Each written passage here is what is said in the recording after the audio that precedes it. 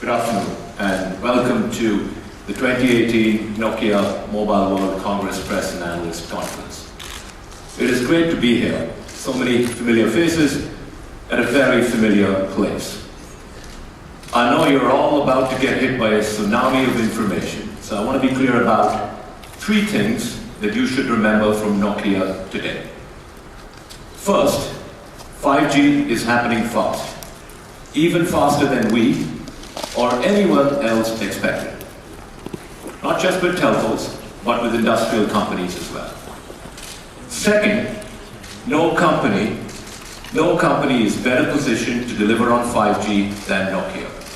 And I'll talk about what gives us an advantage. And third, we have momentum not just in 5G, but in many other areas. And I have some actual news to share to prove it. Let me spend some time talking about these topics, and then, for a bit of fun, close with some personal predictions about what lies ahead of us for the year. Last year, we said 5G was coming fast. We understated it. It is coming really fast. Consensus in the market last year was that the first 5G capable devices would become available in volumes, and 3GPP compatible networks would be launched in mid-2019. Scratch that. Customer interest has accelerated, and the market has accelerated. Trials with commercial base stations and other network elements based on the official 5G NR standards will start in the second quarter of this year. Nokia will be there. Then commercial 5G networks will launch, maybe as early as the very end of this year, or early 2019. Again, Nokia will be there. It is quite remarkable. Even 8 months ago, many big operators that I talked to shrugged off 5G, basically saying, what's the point? Now they get it, and the race is on. Of course, things will vary by country. It is a neck-and-neck race between the US and China to see who will be first to deploy in a large way. Very hard at this point to say who will be first, but I can say two things with confidence.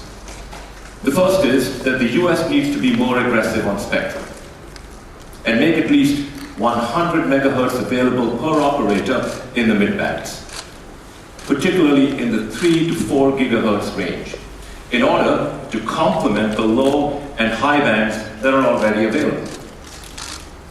This should be an urgent priority for policymakers in the US. The second thing I can say is that both China and the US will move fast, and they'll be big, and will be well ahead of pretty much every other part of the world. Then Japan and South Korea, which will also be fast movers. Japan has a clear eye on having leading 5G capabilities ready for the 2020 Olympics.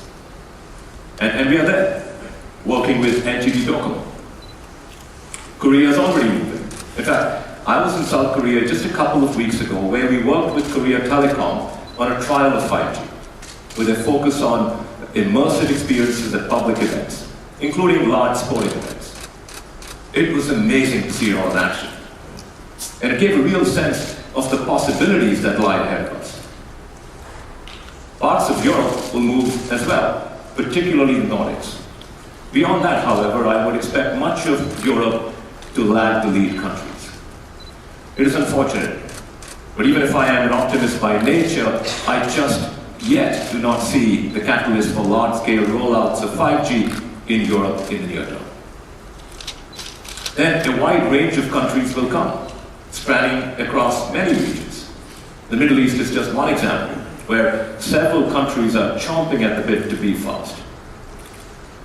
Basically, we expect 5G adoption to be more rapid than what we saw in earlier generations of technology across pretty much all countries. One of the drivers of that speed will be demand from industrial companies. I was at Davos a few weeks ago, where I spent time with leaders of some of the world's largest industrial companies like Siemens, ABB, and Volvo. Their excitement was real, as was their belief that 5G could enable their businesses to be faster, more agile, more competitive. They are really starting to create a pull to which operators would be smart to respond. So, with all the interest in 5G, perhaps we need to ask ourselves, why? Why so much interest? The reality is that 5G is not just 4G plus. 5G is different. 5G is not just a new version of radio interface. It is a complete redesigning of the network architecture. Whether you look at capacity, at latency, at slicing, at speed, 5G is a massive step beyond where we are today. That performance will open a world of possibilities for consumers, for businesses, for everyone. I know it sounds like hyperbole, but 5G really will change how we live, how we work, and how we play. And Nokia is uniquely positioned to win in 5G. That's a bold statement, I know, but consider 2 points. First, Nokia's end-to-end portfolio is a powerful competitive advantage. Second, our product and service lineup is second to none. Let's start with the power of end-to-end. 5G requires a fundamental end-to-end reinvention across the entire network. Take the issue of network slicing. Sounds kind of simple, but it is extremely complex. And to make it work effectively, you need a network that is very different from those of today. Because most of today's networks are hybrids. Different hardware and different software from many different vendors spanning different domains. All those different things are pretty loosely connected, more than most people probably think. They're typically static configurations with very little intelligence or dynamic management. While you can make that work for slicing, it is incredibly inefficient. So we think there is a better answer, a coordinated, holistic approach across the entire network. While that sounds good, there are very few companies that can deliver on that promise. In fact, you can count them in one hand. Actually, not even that. Considerably less than half of a hand. Which makes sense. You cannot address end-to-end network needs if you're just a mobile company, or just a routing company, or just a fixed company. But Nokia can. We have the scope. We can do true end-to-end. And it makes a big, big difference. Our Nokia Bell Labs, the designers of the 5G Future X network, have done some work to quantify that difference.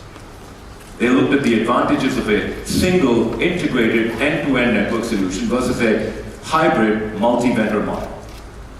And they found that the multi-vendor model was a bad idea. In fact, a really bad idea. Because with a single integrated network solution model, you could get 30 to 40% lower total cost of ownership, 5 to 10% higher reliability, and 8 to 16 month faster time to market for new service introduction. Those are huge opportunities. Opportunities that could very easily run into the billions of dollars, billions of euros. And no operator will be able to ignore the advantages of taking a single integrated approach. And no single company is better positioned to provide that than Nokia. That is a remarkable competitive advantage, and one that will provide massive benefits both to us and our customers. Then point 2. Our product and service lineup is second to none. Just 2 examples. The first is our ReefShark chipset that we announced in the weeks leading up to the show. Check it out.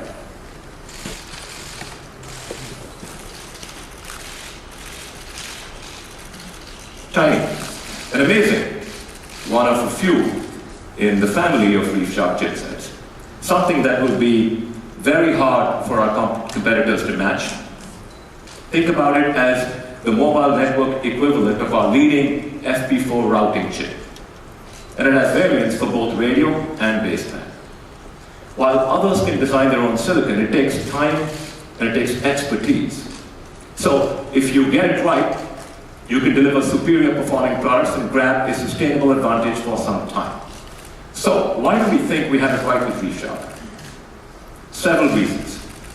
First, it is extraordinarily powerful, increasing cell site throughput by a factor of 3.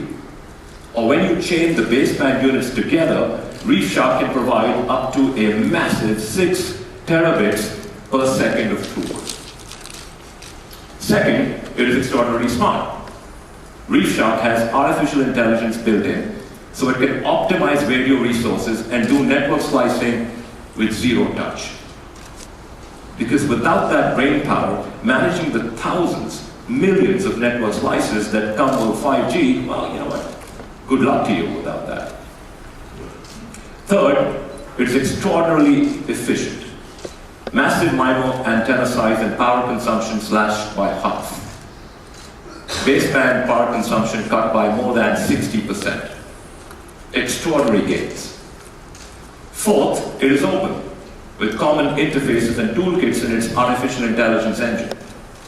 That allows customers to implement machine learning and deploy their own algorithms in their networks.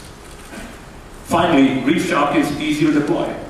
To upgrade your baseband, just plug it into our AirScale unit, and off you go. Fast and effective capacity when you need it. Truly powerful. And you should know that it will start to ship in the third quarter of this year. The second example of how our product and service lineup is second to none, and I just mentioned it, it is AirScale. AirScale is 5G capable, and it's upgradable. Others may claim easy software upgrades, but if their hardware does not have the throughput requirements for 5G, well, there's no software upgrade that will address that problem. Not a challenge that you will have with AirScale. With AirScale, we have taken an approach of just-in-time delivery of capacity when it is needed. Add a new card, get a massive capacity boost. Add another, get another massive boost within each unit. So as you head off to the next few days of the show, I would encourage you to treat claims of products that can be easily and remotely upgraded to 5G with some skepticism. Theoretically, it might be possible, but without the right hardware, with the right throughput, that software upgrade will not do much for you. All of that said, I know that being well positioned to win and actually winning are two different things. Luckily, I'm pleased to say that we're moving fast. We're signing deals, so let me share some of them. Starting with Docomo in Japan, who recently signed the first commercial 5G deal in the world with us. And KT in South Korea, who, as I noted earlier, worked with us on their recent public trial. SK Telecom, the other major Korean operator, is getting ready for their 5G launch. They have just announced a collaboration with us where Nokia will provide 5G passive optical networks. Another proof point that our 5G portfolio really covers end-to-end, from access to core to transport. Next, Orange. We are working with them and our partner Cathline on an innovative antenna package that integrates a multi-band passive antenna and 5G massive MIMO into a single unit. So you can have everything from 2G to 5G in the same cell site footprint. Quite impressive, and you can see it at Orange stand. Then, I'm pleased to announce that with Vodafone, we're doing a 5G field trial in the Milan metro area this year. That's right, this year. And in fact, the first installations are in place, and we have already demonstrated high-definition video over 5G. It's a good start for 5G in Europe. Telefonica has started similar 5G city projects in Spain, and we're now working with them to build a 5G network in Segovia. While a few countries may be leading, the acceleration of 5G testing and planning is happening everywhere. Take the Middle East and Africa region. In the last few months, we have signed 5G memos of understanding and are starting 5G trials on our AirScale platform with a host of operators, including STC, Etisalat, Ooredoo, Zain, Du, and Vodacom. Clearly, no one wants to be left behind. And these companies are all leaders in their own right. With Verizon, a true groundbreaker in providing first-class networks, we have lots of activity underway. An example, the very first 5G call based on the 3GPP standards, less than 2 months after the standards were announced. T-Mobile, an innovative carrier, is making real strides on its way to 5G. Our strong partnership with them continues to flourish. Together, we brought the first 600 megahertz site on air in Wyoming State, and recently we did T-Mobile's first 5G call on 28 gig band in the busy downtown corridor of Bellevue in Washington State.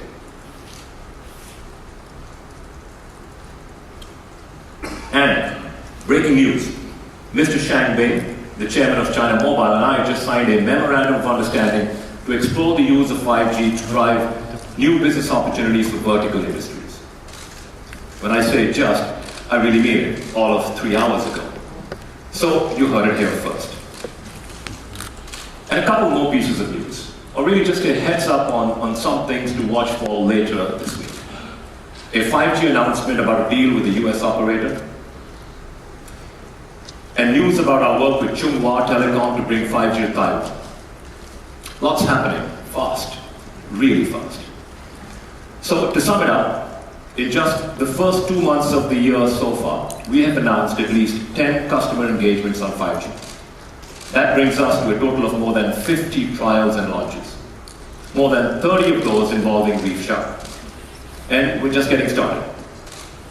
Of course, well, 5G is very much front and center at the moment. It is not everything.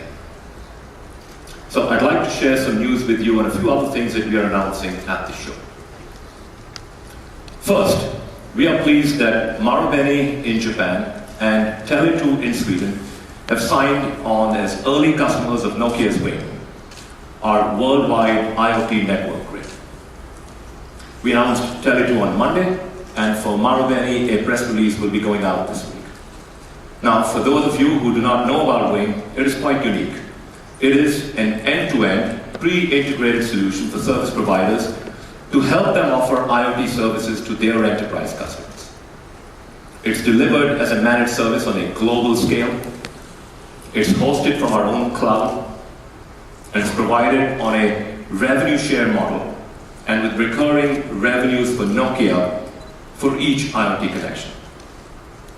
So, to the operators who have enterprise clients scratching their heads on how to connect all their things that are scattered around the world, I have a simple answer. Call Nokia. Now, here is a smart gentleman who did just that. Let me share a quick video from Rami Abadan, Tele2 IoT CEO. Hi there, Rami Abadan, CEO of Tele2 IoT. We're very happy about the announcement that we've just made with Nokia and of course Nokia Wing. We are going to really revolutionize the IoT world. What we're about to do is to offer enterprises that have global ambition being able to deploy their solutions everywhere and anywhere around the world. Not only are we going to revolutionize the way that we do it technically, but we're also going to be able to be really innovative on how we product package and how we take it to market commercially. We are truly very happy about this true partnership that we have together with Nokia. Hope to see you all at MWC. Great stuff. You should expect to hear about other deals in the near future. And come by our stand if you want to learn more. Wing is really taking flight. Second news item, this time related to Wi-Fi, the last mile of the end-to-end network. I'm pleased that we've just announced plans to acquire Unium, a US-based software company that produces some very innovative, intelligent mesh wireless technology. And even better, that technology is already being used in the beautiful new Wi-Fi products that we are announcing today, which include Wi-Fi gateways and beacons for the home, a new Wi-Fi portal for service providers, and a mobile application for consumers. Now, getting this right for our service provider customers is a big deal. More than 30% of support requests today are related to poorly performing Wi-Fi. That is a big cost and a real damper for customer experience. We have an answer that opens all kinds of new doors. a gateway to the home that provides new business opportunities and it improves lives. After all, isn't that what we should be about? Better monitoring for the elderly, with continuous health monitoring and security monitoring, with artificial intelligence optimized service delivery for the highest performance everywhere. Not just for today's video services, but streaming AR and VR. Powerful stuff. Essentially, what we are enabling goes well beyond just solving the challenge of dodgy Wi-Fi, as important as that is. It's really about providing our customers and ourselves with a way to open new doors, enable new services, and improve the user experience. Oh, and the devices are really beautiful, reflecting Nokia's pure, alive, and principled design standards. So, take a look.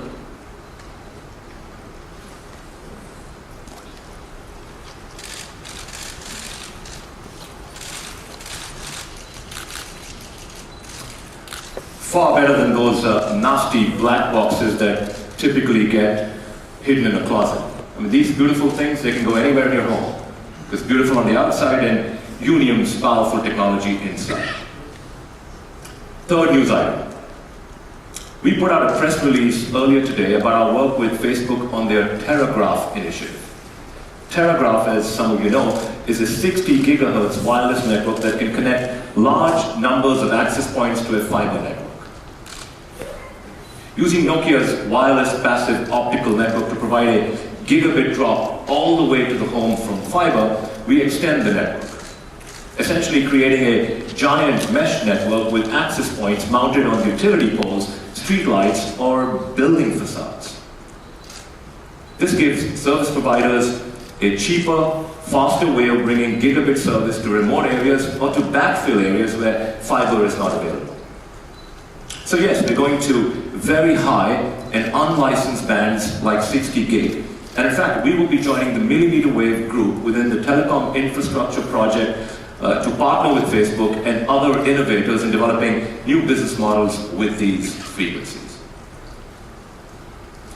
I can also let you know that we expect to announce a very special project with Vodafone early this week. Watch for it. I promise it'll be out of this world. Really, literally. We've talked about enterprises and web-scale companies getting into the game of building their own networks. But is this really happening? In a word, yes. In fact, these private networks represent one of the fastest growing markets for mobile infrastructure. As proof, you need look no further than our results from 2017. We signed deals with over 100 new customers outside of our typical network operator customers, including everything from major web-scale players like Tencent and Apple to government agencies, utility companies, global financial institutions, heavy industries, just a broad range. And we expect to see further acceleration as these entities race to digitalize and move to the cloud. Earlier this month, our 5G project with the Hamburg Port Authority and Deutsche Telekom got news. The Port of Hamburg will be a valuable test for industrial 5G and network slicing to handle diverse needs, like managing traffic lights, processing data from environmental sensors, and using virtual reality to monitor the port infrastructure. We are just starting to scratch the surface on the ways 5G will transform industries. But it is happening now, and Nokia is uniquely positioned to help these companies.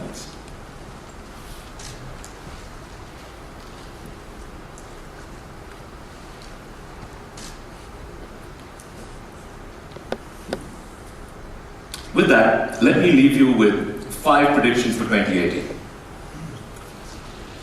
Sure, we all know that soon AI will be everywhere, that machine learning is becoming commonplace, that Alexa, Siri, and others will be in every gadget. No surprise there.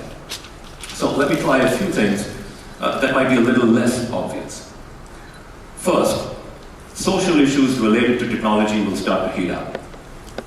I do not mean privacy and security, because those topics will always be challenging. I do mean automation and jobs. I do mean smartphones and society. Concerns about job losses from industrial, automotive, and other types of automation will grow as traditional middle-class jobs dwindle. We think that the aggregate productivity benefits will be massive, an absolute net positive for society, but the risks of income disparity and a popular backlash will grow. Policymakers will have to start to take on this topic, and they'll have to look at radical long-term solutions like a universal income. And worries will rise about smartphones and their impact on real interaction. And people will think more about how often they look at the devices that they carry.